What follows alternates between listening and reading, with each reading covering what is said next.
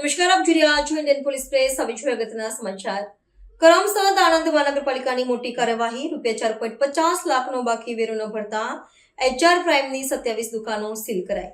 કરમસદ આણંદ મહાનગરપાલિકાના કરવેરા વિભાગની વસૂલાત ટુકડીએ બાકી વેરો નહીં ભરનારા મિલકતધારકો સામે સખત કાર્યવાહી હાથ ધરી હતી.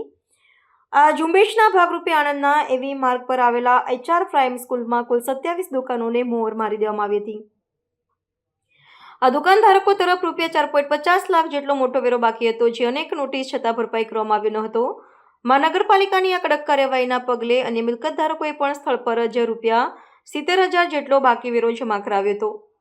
મહાનગરપાલિકા વિસ્તારમાં બાકી રહેલા સરકારી નાણાંની વસૂલાત કરવા માટે કરવેરા વિભાગે આ ખાસ ઝુંબેશની શરૂઆત કરી છે. વેરો એ મહાનગરપાલિકા માટે આવકનો મુખ્ય સ્ત્રોત છે, જેનો ઉપયોગ શહેરી વિકાસના કાર્યો અને જનસુવિધા માટે કરવામાં આવે છે. આથી સમયસર વેરો નહીં ભરનારા વેપારીઓ અને રહેવાસીઓને કારણે તિજોરી પર બોજ વધે છે અને લોકહિતના કાર્યોને અસર પહોંચે છે.